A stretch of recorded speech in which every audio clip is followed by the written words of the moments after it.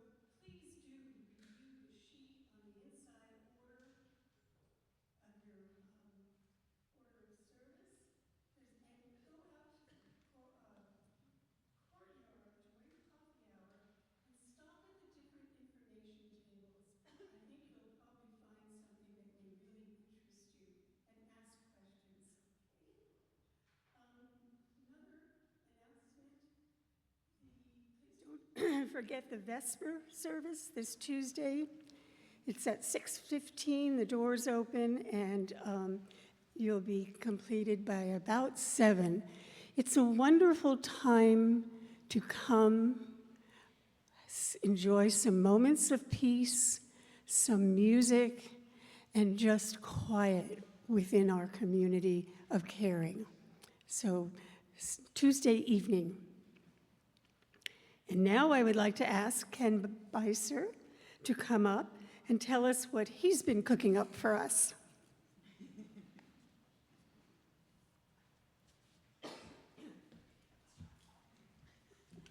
Hi, good morning.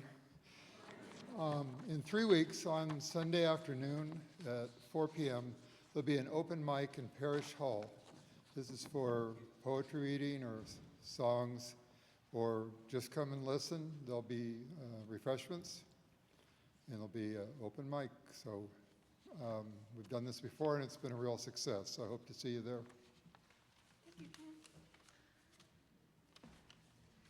Thank you, Ken. If you haven't been to one of those, they are a lot of fun, and you suddenly see some talent in your friends and neighbors here that you didn't know existed.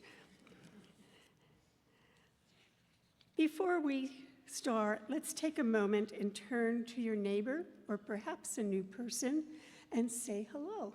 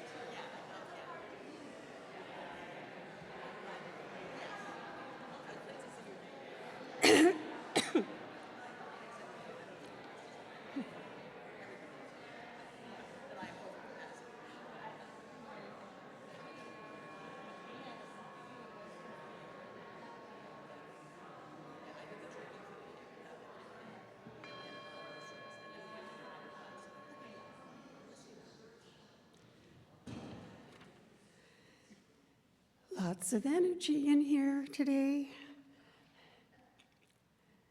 As we begin our service, I would first like to share a few words. When I met with Julia to talk about today's service a couple weeks ago, she asked me if I had any ideas. I confessed, not as of yet. Then she asked if I was familiar with the concept of Lectio Divina. Well, I was raised Catholic, and having studied Latin for 3 years, I recognize the practice of reading scripture or other inspirational writings, reading it slowly and with an open mind to hear what our heart or the divine might be saying to us through that writing. Then she pulled a book from her shelf. It's called Meditations of the Heart, and it's by Howard Thurman. And while I and several of us, the team, were not very familiar with his writings, our service took off today. And I have to say, I love being on this team, and I have gained a great appreciation of all that it takes to bring this together every Sunday. And there are going to be glitches because we have some staff out, and they haven't been replaced. And you kind of wait, seeing what it's going to be. But Matthew, thank you for pulling it out of the pot last night. The music, the theme, the electronics, I have great admiration for all the spirits and ability to work and support each other and the love for learning new things. I hope you will feel the same when we bring the service to the close. Now we'd like to do the chalice lighting, and I would like to ask our newest member to the worship team, Sarah Davis, to light our chalice for us.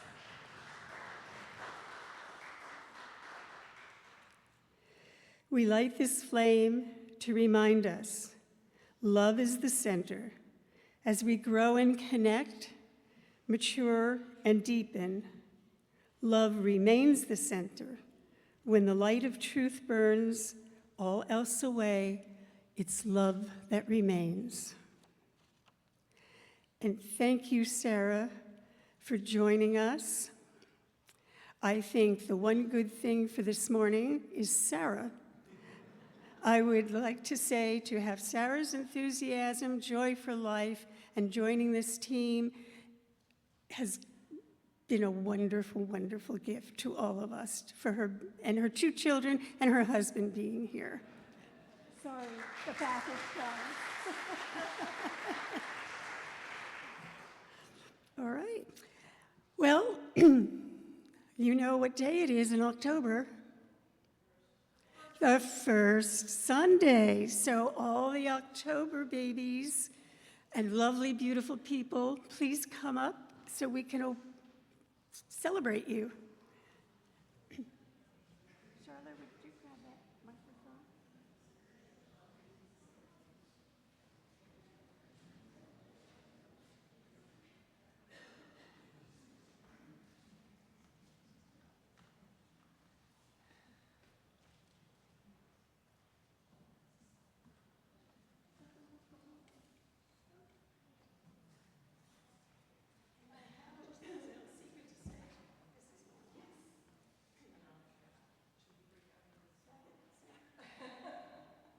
Got it?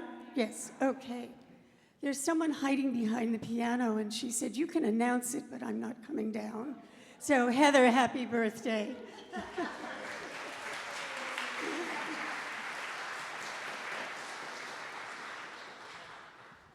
this around. If you would just say your name, possibly the date that you were born, or just the day you were born, or anything else, and how wise you are, how many years. Your years, you may, but you don't have to. I'm Margie Elliott, and tomorrow is my 40th birthday.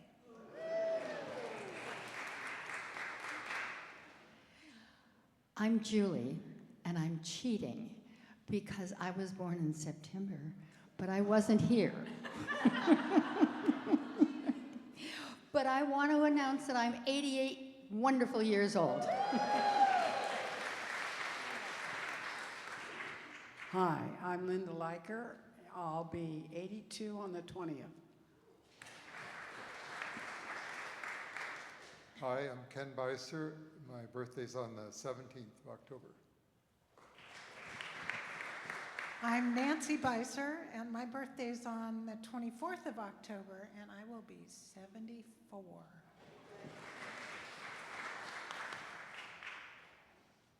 My name is Devon Williams, and I do own all of my years. I was born on October 30th, 1951. You'll have to do the math yourself.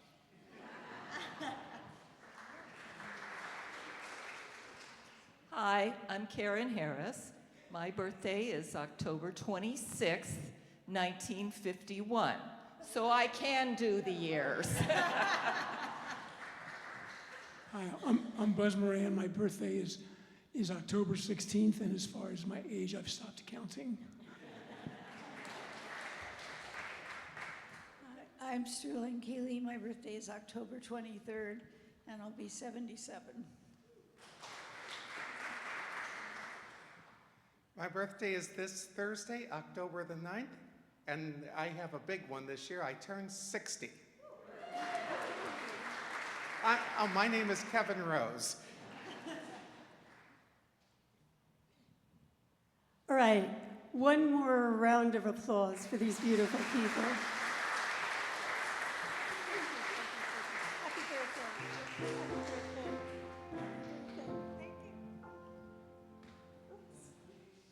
Please rise and embody our spirit as we sing our next hymn, 1017 in the Teal Hymnal, Building a New Way.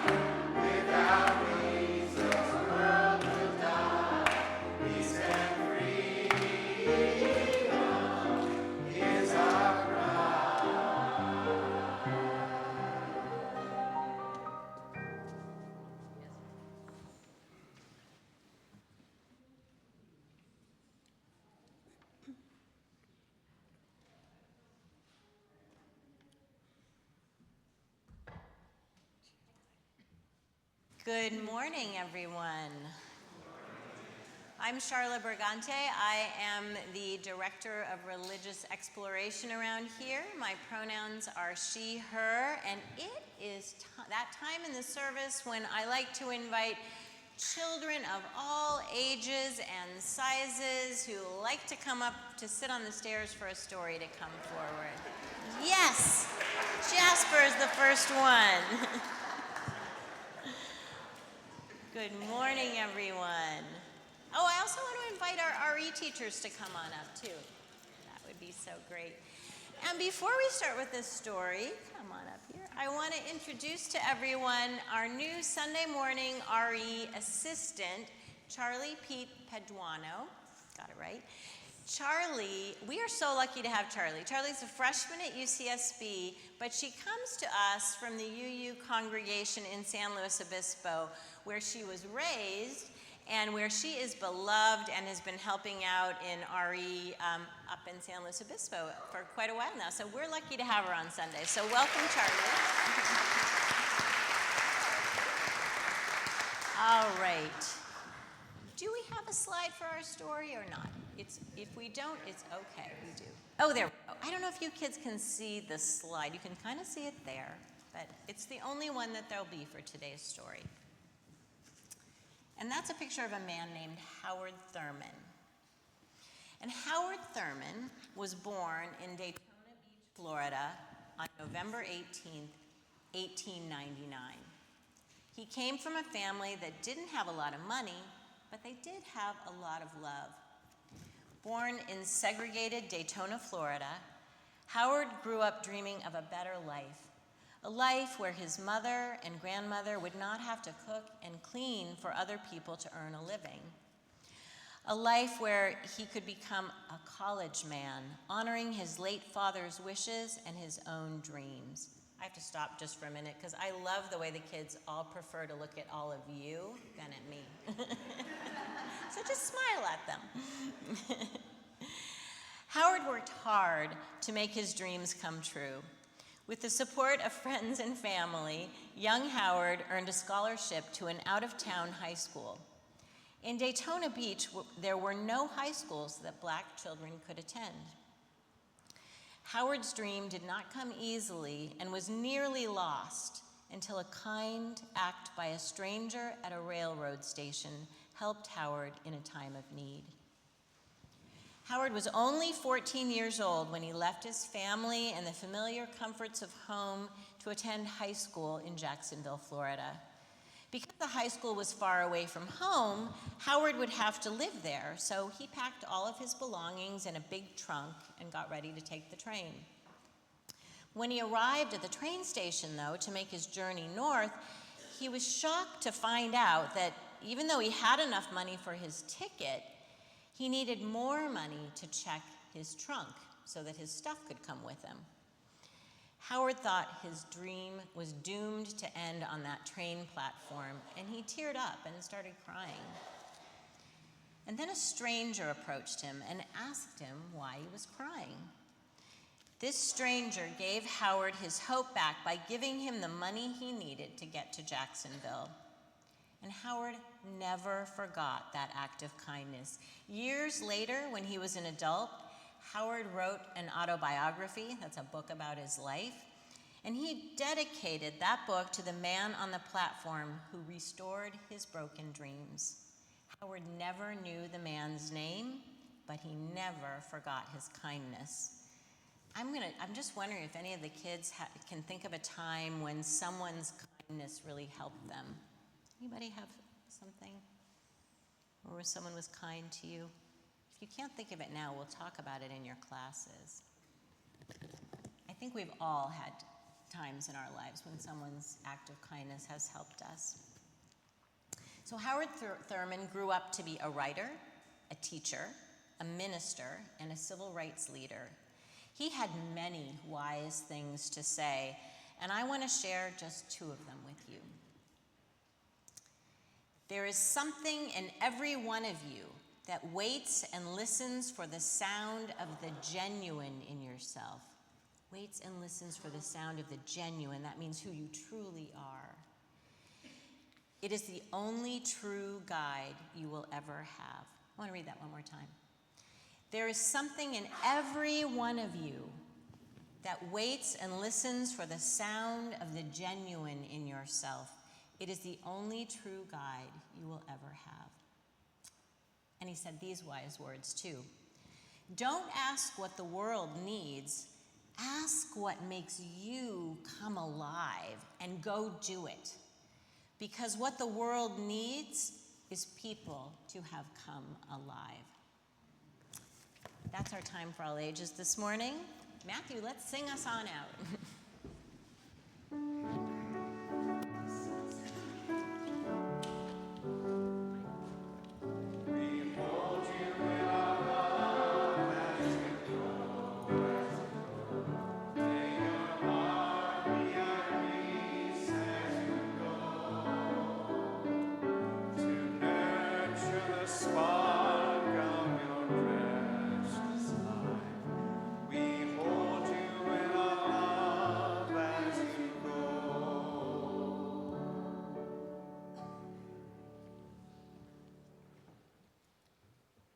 She left. I want to thank Charla. She called me and said, I'm not sure I know who Thurman is. I'm not sure anybody here knows who Thurman is. She wrote that story after researching some of the history and who he was and so forth. So this is a team. I love it. Okay. Now, a time for us to settle in. Settle into your seat, be comfortable, perhaps take a deep breath and let it out very slowly. And I'm going to like to share with you.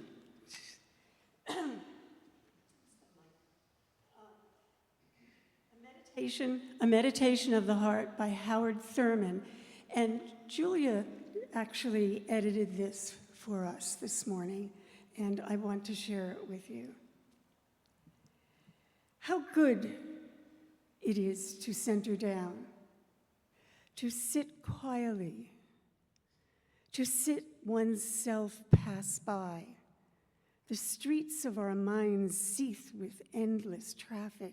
Our spirits resound with clashing and with noise, noisy silence, while something deep within us hungers and thirsts for the still moment and the resting lull. With full intensity, we seek ere the quiet passes, a fresh sense of order in our living, a direction, a strong, sure purpose that will structure of confusion and bring meaning to our chaos. We look at ourselves in this waiting moment and reflect upon the kind of people we are, the kind of people we want to come. The questions persist. What are we doing with our lives? What are the motives that order our days? What is the end of our doings? Where are we trying to go? Where and what do we put the emphasis on our values that we are focused on? For what end do we make sacrifices? Where are our treasures, and what do we love the most? What do we hate most in life? And to what are we true? Over and over, the questions beat in upon the waiting moment as we listen, floating up through all the jangling echoes of our turbulence. There is a sound of another kind, a deeper note which only the stillness of the heart makes clear. It moves directly to the core of our being. Only then are our questions answered. Our spirits are refreshed, and we can move back into the traffic of our daily round with the peace of the eternal in our step.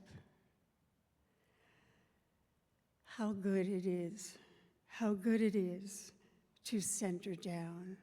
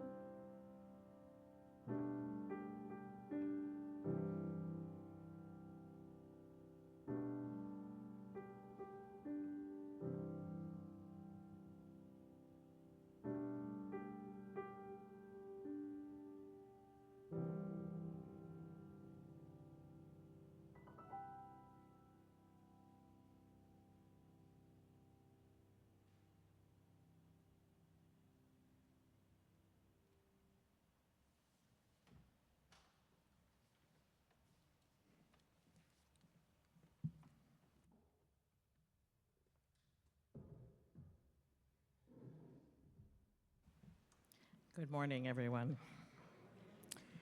My name is Deb Karoff. I'm delighted to see you again. I do want to give people a little bit of information about Howard Thurman, which is that he was a theologian, a mystic, and a preacher. And I have a quotation I'm going to read from Meditations of the Heart, and it was written in 1953. And it's very long. It's 5 paragraphs, so bear with me. But it's quite provocative, and I wanted to read it and then tell you some of the things that came to mind as I read it. Quote, "Are you a reservoir, or are you a canal or a swamp? The distinction is literal. The function of a canal is to channel water. It is a device by which water may move from one place to another in an orderly and direct manner. It holds water in a temporary sense only. It holds it in transit from one point to another. The function of the reservoir is to contain, to hold water. It is a large receptacle designed for the purpose, whether it is merely an excavation in the earth or some vessel particularly designed for that purpose. It is a place in which water is stored in order that it may be available when needed. In it, provisions are made for outflow and inflow. A swamp differs from either. A swamp has an inlet, but no outlet. Water flows into it, but there is no provision made for water to flow out. The result? The water rots and many living things die. Often there is a strange and death-like odor that pervades the atmosphere. The water is alive, but apt to be rotten. There is life in a swamp, but it is stale. The dominant, and this is still Thurman talking, the dominant trend of a person's life may take on the characteristics of a canal, reservoir, or swamp. The important accent is on the dominant trend. There are some lives that seem ever to be channels, canals through which things flow. They are connecting links between other people, movements, purposes. They make the network by which all kinds of communications are possible. They seem to be adept at relating needs to sources of help, of friendlessness to friendliness. Of course, the peddler of gossip is also a canal. If you are a canal, what kind of things do you connect? Or are you a reservoir?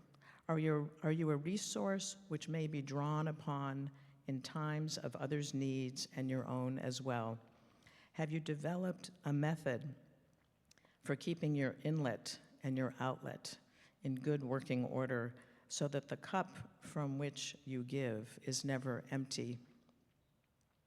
As a reservoir, you are a trustee of all the gifts bestowed upon you. You know they are not of your own making. Are you a swamp, he asks? Are you always reaching for more and more, hoarding whatever comes your way as your special belongings? If so, do you wonder why you are friendless? Why the things you touch seem ever to decay? A swamp is a place where living things often sicken and die. The water in a swamp has no outlet. Canal, reservoir, or swamp. And then he writes in all caps, even then, which is your dominant trend? This quotation, this is now me talking, this quotation contains rich imagery and sharp, pointed choices. I imagine that most of us would want to think of ourselves as a canal or a reservoir. Those water resources seem more positive.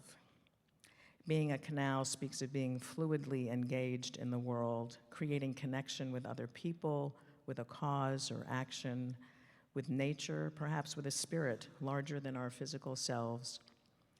Being a reservoir speaks to the idea of holding, containing, and providing sustenance or support when someone or something might need it. One can see how either, of these water resources can be important ways to manage these troubled times. They offer ways to be engaged and ways to create life-affirming and caring choices. Being a swamp is described as deadening and not a life-giving source, and I'll talk about that momentarily. I resonate with the idea of having a dominant trend because that means these traits or trends can shift and are not hardwired into our bodies and souls. In my experience, I think I have been different water containers depending on a situation or a particular role in my life.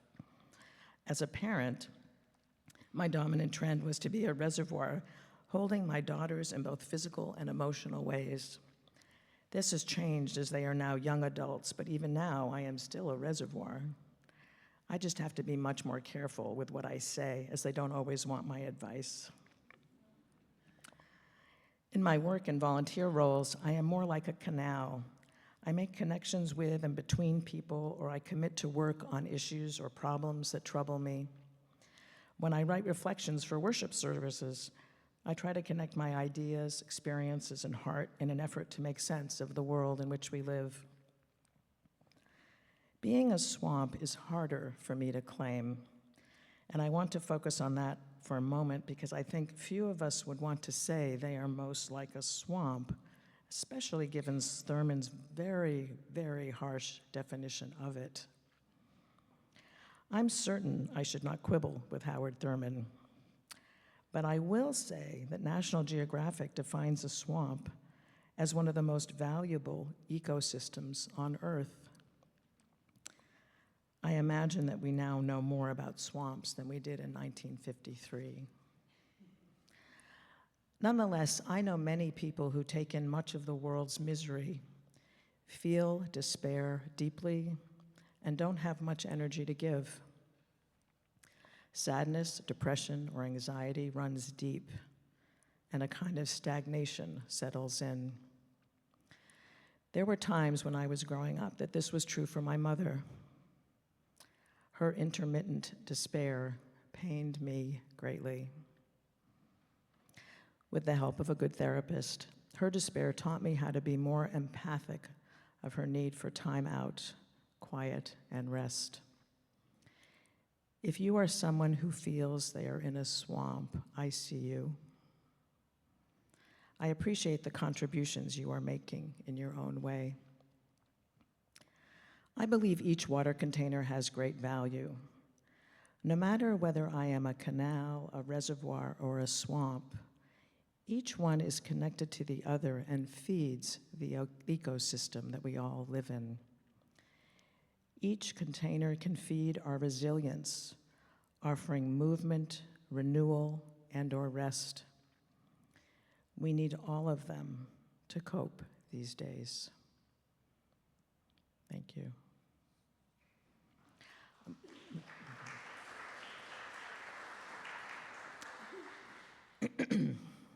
Our offertory today, or for actually the month of October, is to support the Immigrant Legal Defense Center.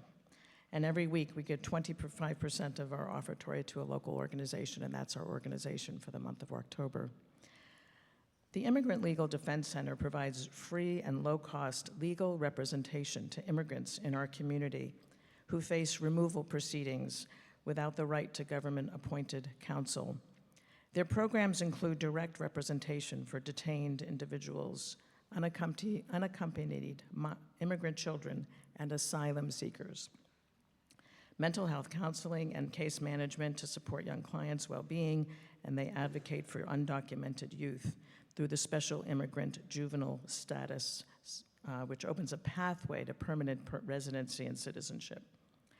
ILDC also strengthens the community with Know Your Rights workshops, equipping local advocates to help immigrant families understand and protect their rights. I cannot stress the importance of this work in this moment right now. Please give as generously as you can. And now if you would join me in saying the affirmation of gratitude and service. Let us be grateful when we are able to give, for many do not have that privilege. Let us be grateful for those who share their gifts with us, for we are enriched by their giving. And let us be grateful even for our needs, so that we may learn from the generosity of others. Thank you.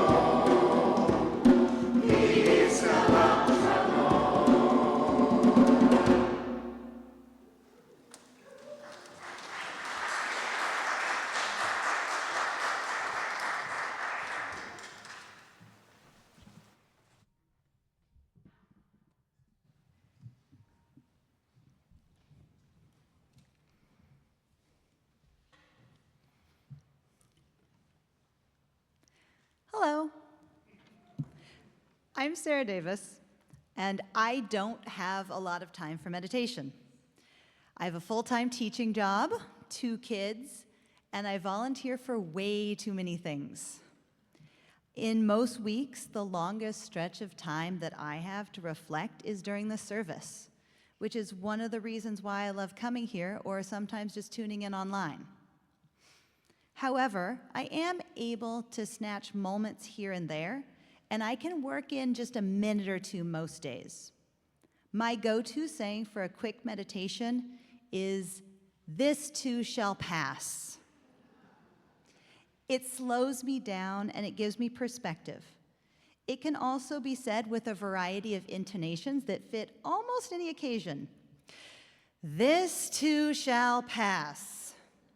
This too shall pass. This too shall pass. This too shall pass. You give it a try.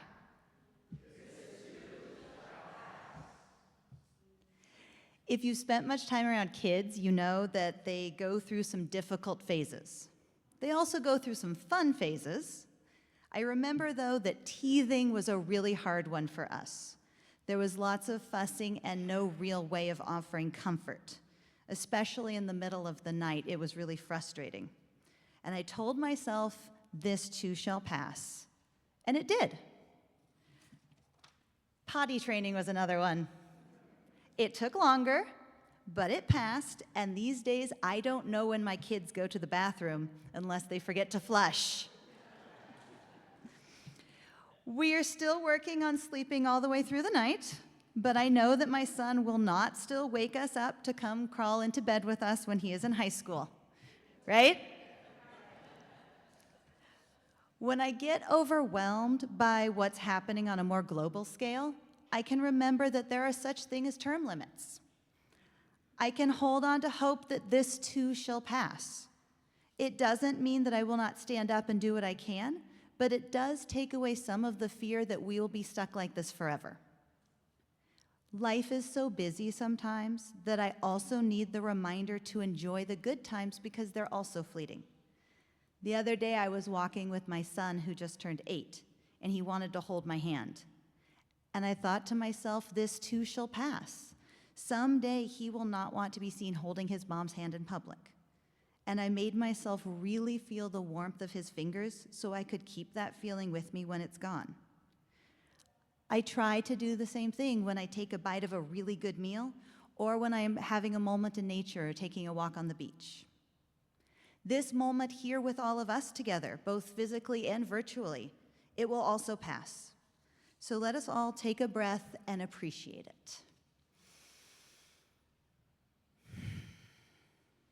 Thank you.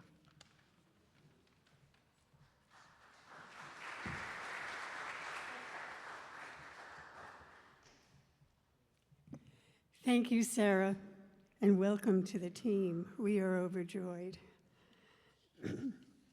I'd like to share one last gentle reflection. No swamps.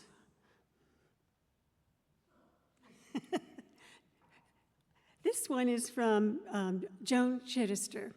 Joan is an 89-year-old, still alive and with us, kicking, American Benedictine nun, theologian, author, and speaker. She has served as a Benedictine prioress, a Benedictine Federation president, and is the Leadership Conference of the Women Religious and co-chair of the Global Peace Initiative for Women. She is a firebrand. She was here in Santa Barbara about 2 years ago, and I had an invitation to listen to her at Trinity. Boy, did she rip the Pope and ripped the Vatican and said, if you guys were women, we'd have what we needed, birth control, we'd have place on the altar, and she just went on and said, we really need to allow our feminine side on the Catholic, this is a Catholic church, to change. And I loved hearing that the new Bishop of Canterbury is a woman for the first time. Okay, this is her reflection on listening to your heart. And she calls it finding meaning.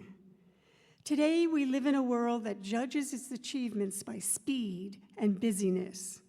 We live in a whirligig of cyberspace communications that smother us in information and data and instant messaging. Time and pace and thought have very little currency or value now. It becomes harder by the day to find time to think. Instead of thinking, we continue to do, as if we have lost the ability to just be. Be with our thoughts, be with our reflections, and listening to our hearts. We urgently need people to concentrate on the meaning of life rather than simply the speed, the mechanization, and the computerization of it. We need to relearn how to listen, take time, slow down, and listen to our hearts. If you want a kick, find some of her readings. She's a wonderful human being. Now, excuse me a second.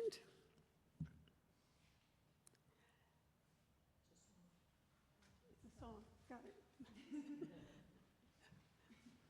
See, we're a little slow sometimes. It's okay, we get it.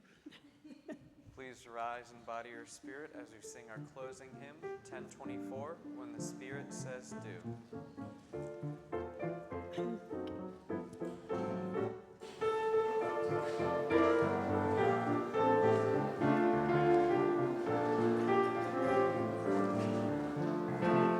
You got to do when the Spirit says do. You got to do when the Spirit says do. When the Spirit says do, you got to do, oh Lord, you got to do when the Spirit says do. Spirit says do, Spirit says do, Spirit says do, Spirit says do, Spirit says do, Spirit says do.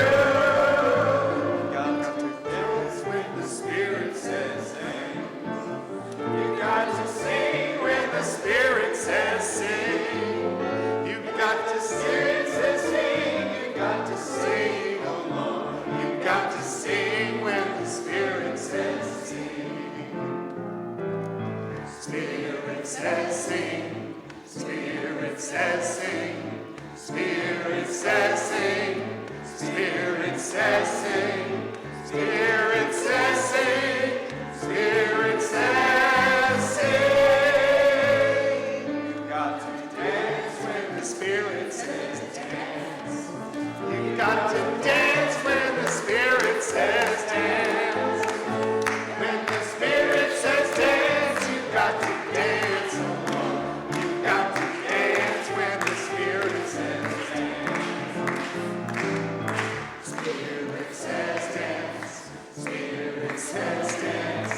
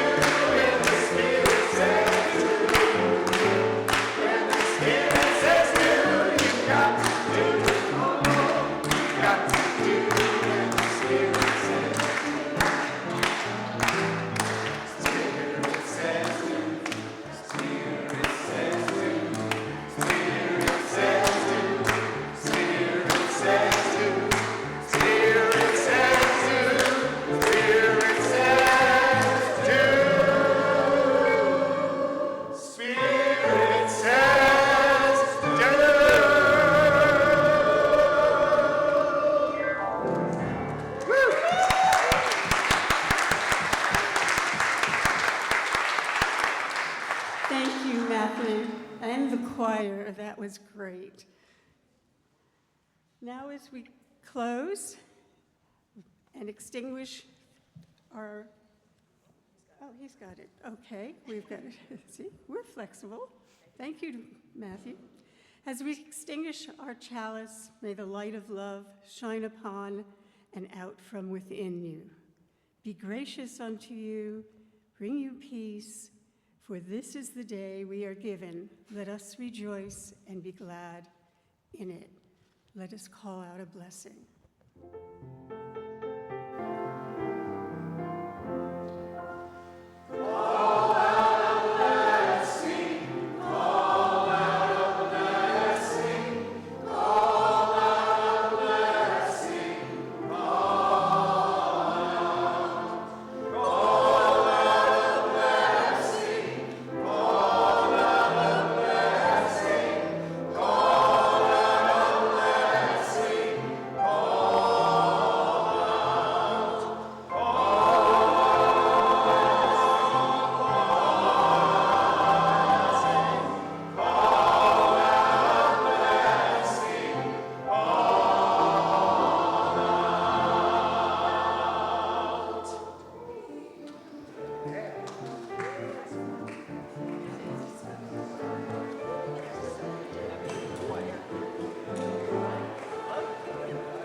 That's great.